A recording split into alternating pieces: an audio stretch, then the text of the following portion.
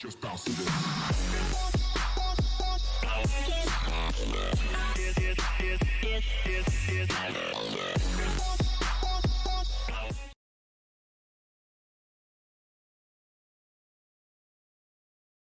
Ole tuntuma hian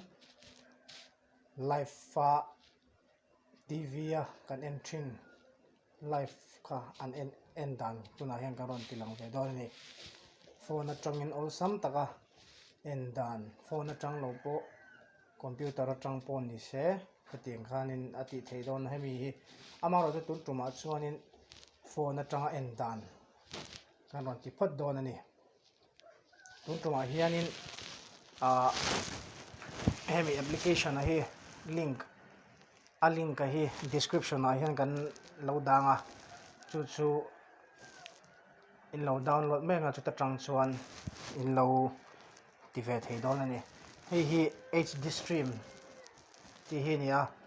HD stream hi a en na tak chu ni ta ni chu tlai he kan search kan install zo no kha en kim install zo no khan hei hi ta hian antenna inkhel te in boxing chi te pon ni se hatiang han Sony a hian an pet tlang phuita Sony 6 te Sony 10 te Sony 10 2 te Sony 10 3 ti te om ta ni heta hian tuna poyan he kan hmunga Sony 10 3 Sony 10 2 a hian in UFC te hatiang in nek ang chi kha Sunday a hian an ron pet thina chu a live in kan lo en ve du ni chun hei tur tuma po hian Sony 10 2 a kan select anga chun HD India ti hi HD India ti ka click anga HD India zo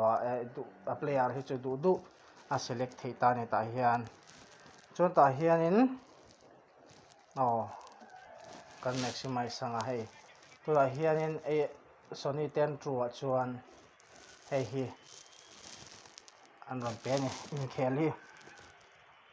tikhat inet khat dana zir khanin video po kha akal tha in akal thalo thei ta ni te hian ne ta that vak lo chuanin akal thalawa amaro chu ne ta thani chuanin pangai takin an live ang kha a en ve vek theya helaya po hian tuna hian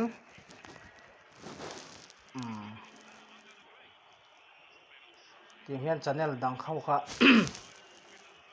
channel dang ho kha en the ni tha em ai awlsam a jang khai boka antinan ina TV call rem chang lo tan te po ni se ni khan phone in live in ka han en mai thin ta in nek te po ni se tiang khanin kan en na te po kan ron ri gan record ta kan ron da tur angai taila to apo hen in khela chhoka amaro chu hi chu a live ani lawa an highlight ani to a chu nakina a live om don huna piang khan du chuan a en ve thei mai zel ni tuna hian neih dis le mas video kha kan en me kai tuna hian net cheloka a live in tuna hian phone atang kan en ani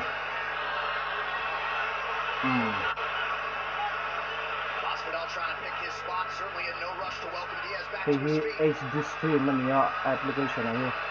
heta tang hian live in en ve ham the ni aji ko ba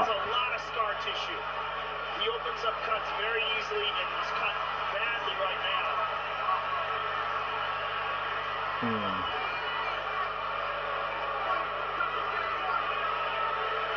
Hian live in 2 minutes have gone by here, round one.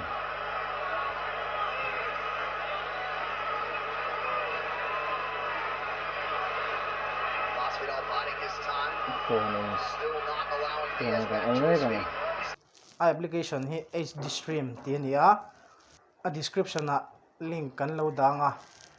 chuta chuan awlsam takin nang ni pon in lo download ve mai don ani khati zong kha tuntum kan video kan ti chhuat thei chu phot te se Just bounce to this.